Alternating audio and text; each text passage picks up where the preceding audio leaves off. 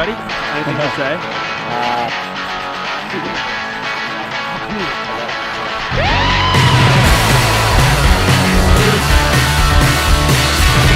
Jumped in an empty car, filled the trunk with goods, blew out the cellar lawns, drove into the sun. We left a note sitting on their nightstands. We wrote, we can change if we want to.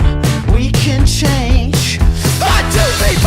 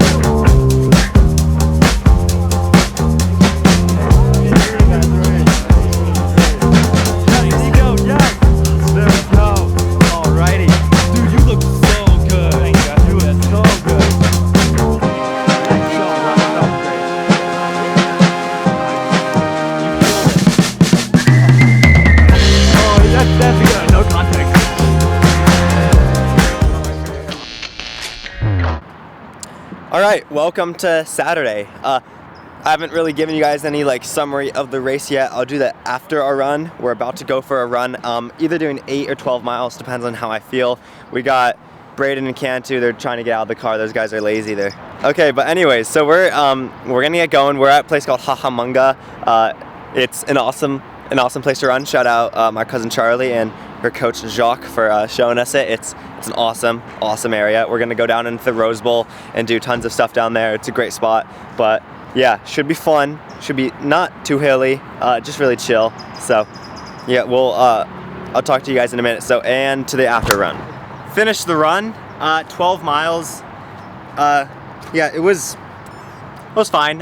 Sean said, if you feel fine, just see how I feel and go either 8 or 12. I was like, I'd rather just go 12 now, that way we can go 8 tomorrow. So yeah, so did the full 12 here at Hahamunga. Just followed the river all the way down. It's beautiful. If you guys are ever in the LA area, I would recommend you come here. Aside from Griffith Park, this is probably one of the nicest spots to run. But yeah, it was great. Let's do a little race recap. So 13:44.8 I think was the final time. It was, I mean, relatively relative to where I've been this season, that's a good mark. I said beforehand in an interview with Dominic in the Running Effect that I think I could go anywhere from 13:30 to 13:45 in that range. Hit it at the back end of that range, 13:45. So still in the area where I'm proud of. I think 13:45 was the time, but I think the fitness is probably much closer to the record. I think there was definitely a lot of mistakes made in the race, which, as any race, there's always a lot that you can learn from. The big thing being, I was just not aggressive enough. I would make a move, catch up to Nico, and then I would just be pushed pushed back by all the other collegiates just because they would want to they'd want to come in into lane 1, and I would just be too nice. I'd be like, okay, fine, you really want to come into lane 1, I'll let you in. I should have been more stern and making sure I defended the position, because I think realistically, like if I were to have stayed right behind Nico, if I had a more rhythmic race where I was just on the line, just holding it like last year when I ran 13:43, I think it would have been a lot quicker, because there was a lot of just stuttering, you know, trying to like find my spot in the race, trying to not spike the guy in front or this guy in back. So yeah, that's definitely one area to learn, because you have to defend the spot. And I don't know, maybe it's because I was a high schooler and they didn't want a high schooler to be in front of them, or maybe it was just everyone wants to be behind Nico, but it was really hard to find that rhythm. We came through 2 miles around 8:48, so that was slower than I wanted, but then we closed pretty darn hard. I think the last 800 was probably close to like 204 or 205 or something. I don't know. It was good though. But either way, you know, 13:45. It's not the record, but it's still a time I got to be proud of. You know, it's a month after when I ran 14 flat, so that's a 15-second improvement. And I think give me another month, I wouldn't be surprised if I was cutting down to 13:30. So it's all part of the journey. Well, I think that about wraps up my race, but tonight is Leo's race, so we're gonna start covering that and shifting gears to Leo's 1500. Let's do it. Where are we going? Some little Mexican taco shop on the side of the road that had El Carnitas. tacos for $1. $1.29. And let's hopefully we saw it right, because that might be like for a specific day, or like happy hour. So You're right. Taco we Tuesday. don't really know if like it's actually Okay. $1. Taco Well, we're gonna Tuesday. find some tacos. Either way, we'll still eat it. Yeah, let's go.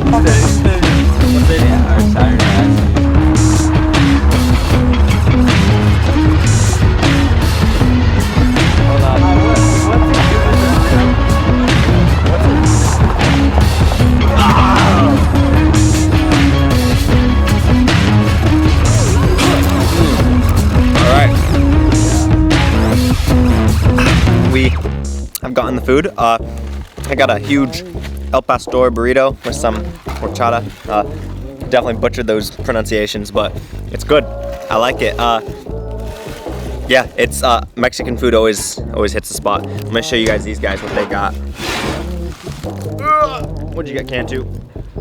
I'm taking a bite, dog. We're go to him. Alright. I got like a beef burrito with bean and cheese and rice. It's good. And a Mexican Coke. This stuff is the best.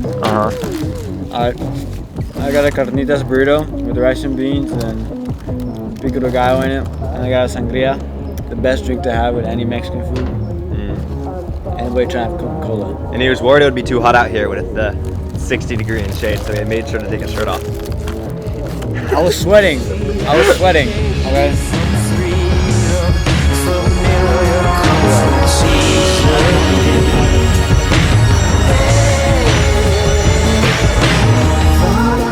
Bro, what is that?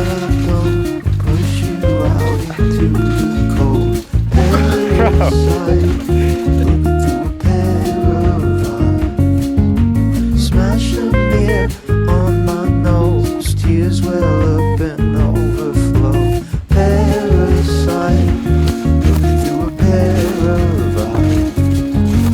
Crawl away from the door, knives in my back and my knives in yours. Parasite, So funny, bro. This is through a pair of eyes. I never think about this stuff. I never thought. Oh, wow. Oh my god. That'd be so good to win last night. Definitely did. Yeah.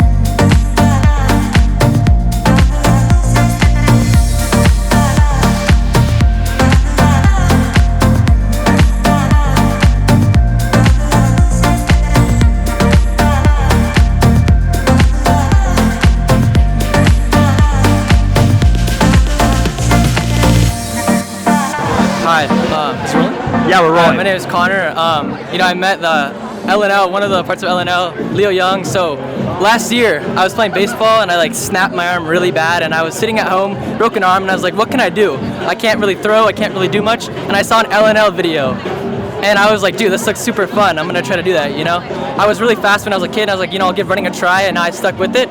It's really tough. What these guys do is no joke. It's really tough, but I love running right now, so it's awesome. These guys inspired me. Awesome. This is one of the awesome people that have come out to support this race, and one of the many people that make it so then when you run this race at Bryan Clay, you've got people lined up in lane 6, lined up on the rail, and it's just an awesome experience. Thanks for coming out. Thank you. Awesome. That was sick. Alright, so before we close this video, I wanted to talk to you guys about something new we've been working on. So recently in philosophy, for my class, I had to read this book, The Life You Can Save. It's a great book. I recommend you guys read it. It just goes on about what we can do to help our part in keeping the world, saving the world basically, like in terms of like world hunger, poverty, all those kind of global issues, and what we can do to really fix that. So right about that same time, Elite Track Trading Cards reached out to me saying they wanted to make some awesome trading cards, and I was like, whoa, that sounds sick. And then we're talking about what photos, what we're going to use, and I realized, I was like, this is a great opportunity to donate and really give to a charity that's going to do a lot. So I picked a charity. It's called the All Charities Fund. It's from The Life You Can Save. That's why I told you guys about it at the start. And basically it's gonna, if you buy one of these trading cards, all the profit is going to go to help these issues around the world. So if you want to buy a trading card, it's pretty sick. You'll get a cool, fun-looking signed trading card of me. There's gonna be, I think they're going for like 20 each, and we might have some special editions that are limited stock that will go for more. But the point is, you're helping out a great cause. You get a fun trading card, and it's a win-win. So I'll have that linked, Elite Track Trading Cards, and yeah, it'll be in the description too. So if you want to check that out, it should be live when this video releases, and you guys can do so. I appreciate you guys watching. Like always, like, subscribe, and comment what you guys want to see next, but I'll catch you in the next one.